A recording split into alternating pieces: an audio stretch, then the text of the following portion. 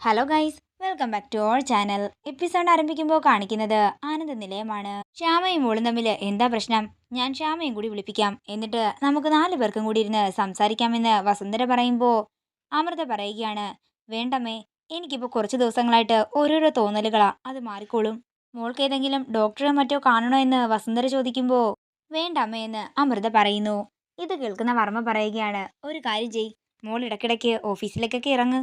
ഒറ്റയ്ക്ക് ഇവിടെ ഇരിക്കുന്നത് കൊണ്ടാ ഇങ്ങനത്തെ പ്രശ്നങ്ങളൊക്കെ ഉണ്ടാകുന്നത്. ശരി അച്ഛാ, ഞാൻ ഓഫീസിൽ വരാമെന്ന് പറഞ്ഞ് അമൃത അവിടെ നിന്ന് പോകുന്നു. അച്ഛാ, അങ്ങനെയൊക്കെ പെരുമാറിയതിൽ അച്ഛൻ എന്നോട് ക്ഷമിക്കണം. അങ്ങനെ അമൃത പോയതിനു ശേഷം വസുന്ധര പറയുകയാണ്, ശ്യാമയ്ക്കും അമൃതയ്ക്കുമിടയിൽ എന്തോ പ്രശ്നം വന്നിട്ടുണ്ട്. അങ്ങനെ ഒരു പ്രശ്നമുണ്ടെങ്കിൽ അതിന്റെ കാരണക്കാരി ഐശ്വര്യ തന്നെയായിരിക്കും എന്ന് വർമ്മ പറയുമ്പോൾ വസുന്ധര ചോദിക്കുകയാണ്, ഇനി അമൃത പറഞ്ഞതുപോലെ എന്തെങ്കിലും പ്രശ്നങ്ങളായിരിക്കുമോ? ഇനി ഡോക്ടറെ വല്ലതും കാണിക്കണോ? എന്റെ വസു, ഒരു ഡിപ്രഷന്റെയും പ്രശ്നമല്ല. ഇതിനൊക്കെ വ്യക്തമായ കാരണങ്ങൾ തന്നെയുണ്ട്.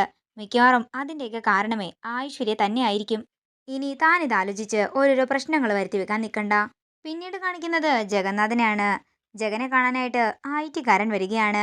തുടർന്ന് ജഗൻ ചോദിക്കുകയാണ്, എന്തായി അനൂപ്, കാര്യങ്ങളൊക്കെ ഞാൻ പറഞ്ഞതുപോലെ എല്ലാം കണ്ടുപിടിച്ചോ? ഇല്ല സാർ, ഒന്നും കണ്ടുപിടിക്കാനായില്ല. ഞങ്ങളുടെ ടീം പോലെ തന്നെ അവർക്കും ടീമുണ്ടെന്നാ തോന്നുന്നത്. ആ പാട്ട് അപ്ലോഡ് ചെയ്ത സ്റ്റുഡിയോയുടെ ഡീറ്റെയിൽസ് ഒക്കെ കിട്ടിയിട്ടുണ്ട്. സ്റ്റുഡിയോയുടെ ഡീറ്റെയിൽസ് ഒക്കെ ഞാൻ അയച്ചു തരാമെന്ന് പറഞ്ഞ് അനൂപ് എല്ലാം അയച്ചു കൊടുക്കുകയാണ്. ആ സ്റ്റുഡിയോയുടെ മാനേജറെ ഒന്ന് നന്നായിട്ട് പെരുമാറിയല്ലേ ആളുടെ പേരൊക്കെ നമുക്ക് കിട്ടും. തുടർന്ന് കുറച്ച് കാശ് അനൂപിനെ ഏൽപ്പിച്ചിട്ട് ജഗൻ പറയുകയാണ്, കൃഷ്ണതുളസി ആരാണെന്ന് കണ്ടുപിടിച്ചാലേ ഇതിന്റെ ഇരട്ടി കാശായിരിക്കും നിങ്ങൾക്ക് കിട്ടാൻ പോകുന്നത്. ശരി സാർ, ഞങ്ങൾ ശ്രമിക്കാമെന്ന് പറഞ്ഞ് അനൂപ് അവിടെ നിന്ന് പോകുന്നു. പിന്നീട് കാണിക്കുന്നത് ആനന്ദ നിലയമാണ്. ശ്യാമയുടെ അടുത്തേക്ക് അഖിൽ വന്നിട്ട് പറയുകയാണ്, ശ്യാമേ, നമുക്ക് നാളെ 9 മണിക്ക് തന്നെ ഇവിടെ നിന്നിറങ്ങണം. കൃത്യം 10 മണിക്കാണ് കൃഷ്ണതുളസിയുടെ 2ാമത്തെ പാട്ടിന്റെ റെക്കോർഡിംഗ് ഉള്ളത്.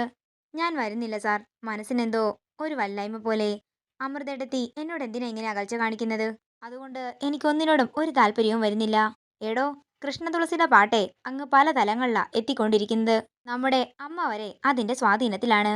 തുടരെ തുടരെ 5 പാട്ടുകളോളം പുറത്തു വന്നാലേ പിന്നെ കൃഷ്ണതുളസി ഒരു തരംഗമായി മാറും. തുടർന്ന് അമൃത തന്നെ കൊണ്ട് പറ്റില്ലെന്ന് പറയുമ്പോൾ കൃഷ്ണതുളസിയുടെ പാട്ട് കേൾപ്പിക്കുകയാണ് അഖിൽ. ആ പാട്ട് കേൾക്കുമ്പോൾ ശ്യാമയുടെ ചൊടിയിൽ ഒരു പുഞ്ചിരി വരികയാണ്. ഇത് കാണുന്ന അഖിൽ പറയുകയാണ്, ഈ പുഞ്ചിരിയിലുണ്ട് നാളത്തെ റെക്കോർഡിങ്ങിന് താൻ വരുമോ ഇല്ലയോ എന്നുള്ള ഉത്തരം. തുടർന്ന് അഖിൽ പറയുകയാണ്, ഇനി മറ്റൊരു കാര്യം കൂടി ഞാൻ പറയാം. 15-ാം തീയതി നമ്മുടെ വിവാഹമാ. ആദ്യം നമ്മുടെ താലികെട്ട്, പിന്നെ കുറച്ച് ബന്ധുക്കളൊക്കെ വരുമായിരിക്കും. രാത്രിയെ ഈ തറയിൽ വിരിക്കുന്ന ഷീറ്റ് എടുത്ത് ഞാൻ ദൂരേക്ക് എറിയും. തനിക്ക് കട്ടിലിലേക്ക് പ്രൊമോഷൻ. പിന്നെ ഇത് കേൾക്കുന്ന ശ്യാമ പെട്ടെന്ന് തന്നെ തന്റെ കാത് പൊത്തുകയാണ്. വേണ്ട സാർ, എനിക്കിനി ഒന്നും കേൾക്കണ്ട. ഇല്ല, കേട്ടേ പറ്റൂ എന്ന് പറഞ്ഞ് ശ്യാമയുടെ കൈ മാറ്റുകയാണ് അഖിൽ. 15-ാം തീയതി നമ്മുടെ ആദ്യ രാത്രിയാണ്. പിന്നെ അങ്ങോട്ടേക്ക് എല്ലാ രാത്രികളും ആദ്യ രാത്രി തന്നെയാണ്. പാട്ടും ചിരിയും ഹണിമൂൺ രാത്രികളും അങ്ങനെ അങ്ങനെ നീണ്ടുപോകും. താൻ തന്നെ പറഞ്ഞല്ലോ താൻ എനിക്ക് തരാൻ ആഗ്രഹിക്കുന്ന ആ സന്തോഷങ്ങളെക്കുറിച്ച്. ആ സന്തോഷങ്ങൾ ഏറ്റുവാങ്ങാനേ ഞാൻ ഇന്നേ തയ്യാറെടുക്കുകയാണ്. അപ്പോ കൃഷ്ണതുളസി പാട്ട് പാടില്ലേ എന്ന് അഖിൽ ചോദിക്കുമ്പോൾ പാടാമെന്ന് പറയുകയാണ് ശ്യാമ. ഇത് കേൾക്കുന്ന അഖിലിന് സന്തോഷമാകുന്നു. പിന്നീട് കാണിക്കുന്നത് ജഗനെയാണ്. ജഗൻ ആ സ്റ്റുഡിയോയിലെ മാനേജറെ വിളിച്ച് വേറെ ഒരു ബിസിനസ്സുകാരനാണെന്നും ഒരാവശ്യമായിട്ട് കാണണമെന്നും പറയുകയാണ്. അങ്ങനെ ആ മാനേജര് ജഗന് വേണ്ടി കാത്തു നിൽക്കുമ്പോൾ ജഗൻ അങ്ങോട്ടേക്ക് വരുന്നു. റാം മോഹൻ എന്നായിരുന്നു ജഗന്നാഥൻ പറഞ്ഞ പേര്. എന്നാൽ ജഗന്നാഥനെ കാണുമ്പോൾ ആദ്യം തന്നെ ആ മാനേജര് തിരിച്ചറിയുകയാണ്. സാറ് ജഗന്നാഥൻ സാറല്ലേ? എനിക്കറിയാം സാറിനെ. സാറെന്തിനാ കള്ളം പറഞ്ഞത്? എടോ, നമുക്ക് ഏതെങ്കിലും റെസ്റ്റോറൻറ്റിലേക്ക് ഇരുന്ന് സംസാരിക്കാം. വേണ്ട സാർ, ഞാൻ വരുന്നില്ല. എടോ വാടോ, എനിക്ക് കുറച്ച് കാര്യങ്ങളൊക്കെ സംസാരിക്കാനുണ്ടെന്ന് ജഗൻ പറയുമ്പോൾ ഞാൻ എൻ്റെ വണ്ടി വന്നോളാമെന്നും സാറ് മുന്നിൽ പോയിക്കോളാനും അയാൾ പറയുന്നു. വേണ്ടടോ, ഒരുമിച്ച് പോകാം, എന്നിട്ട് ഞാൻ തന്നെ ഇവിടെ കൊണ്ടാക്കിക്കോളാം. അത്രയും പറഞ്ഞ് ജഗൻ അയാളെയും കൊണ്ട് ഗോഡൌണിലേക്ക് പോവുകയാണ്. സാർ, എന്താ കാര്യം? എന്തിനാ എന്നെ ഇവിടേക്ക് കൊണ്ടുവന്നിരിക്കുന്നത് എന്ന് മാനേജർ ചോദിക്കുമ്പോൾ ജഗൻ പറയുകയാണ്, നമുക്കൊരു പാട്ട് കേട്ടാലോ? അത്രയും പറഞ്ഞ് ജഗൻ കൃഷ്ണതുളസിയുടെ പാട്ട് കേൾപ്പിക്കുകയാണ്. എന്നിട്ട് പറയുകയാണ്, മാനേജർ, ഞാൻ ചോദിക്കുന്നതിന് കൃത്യമായ മറുപടി എനിക്ക് കിട്ടണം. മാനേജർ ഈ പാട്ട് കേട്ടിട്ടുണ്ടോ എന്ന് ചോദിക്കുമ്പോൾ കേട്ടിട്ടുണ്ടെന്ന് അയാൾ പറയുന്നു. ഈ പാട്ട് ഏത് സ്റ്റുഡിയോയിലാ റെക്കോർഡ് ചെയ്തത്? നിങ്ങളുടെ സ്റ്റുഡിയോയിലല്ലേ എന്ന് ജഗൻ ചോദിക്കുന്നു.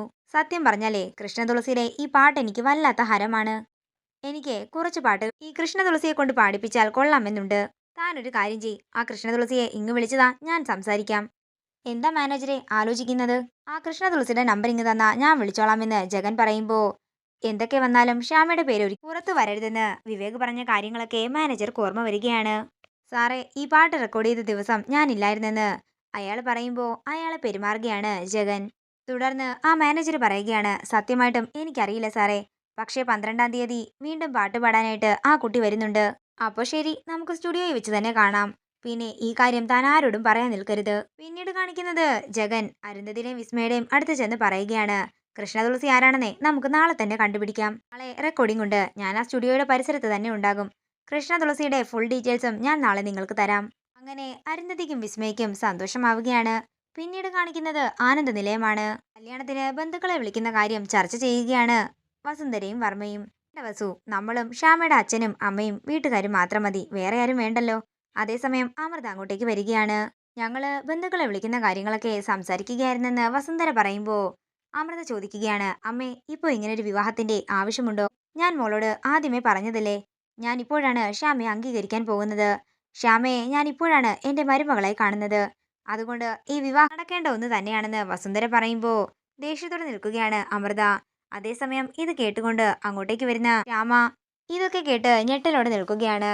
എല്ലാ കാര്യത്തിനും തന്റെ ഒപ്പം നിന്ന അമൃത ഇപ്പോൾ തന്റെ വിവാഹം മുടക്കാൻ ശ്രമിക്കുന്ന കാര്യം കേട്ട് ശ്യാമയ്ക്ക് വിശ്വസിക്കാനേ ആകുന്നില്ല. "എന്താ മോളെ അങ്ങനെ പറയാൻ കാരണമെന്ന് വസുന്ധര ചോദിക്കുമ്പോൾ ഒന്നുമില്ലെന്ന് പറഞ്ഞ് അമൃത പോകാൻ ഒരുങ്ങുകയാണ്. പെട്ടെന്ന് വർമ്മ പറയുകയാണ്, മോളെ അമൃതേ, ഒന്ന് നിന്നേ. ഇതോടുകൂടി ഇന്നത്തെ എപ്പിസോഡ് ഇവിടെ തീരുകയാണ്. വീഡിയോ ഇഷ്ടമായെങ്കിൽ മറക്കാതെ ലൈക്ക് ചെയ്യുക, ഷെയർ ചെയ്യുക, കമന്റ് ചെയ്യുക. കൂടുതൽ സീരിയൽ അപ്ഡേറ്റ്സിനായി മറക്കാതെ സബ്സ്ക്രൈബ് ചെയ്യുക നയൻസ് ക്രിയേഷൻസ്.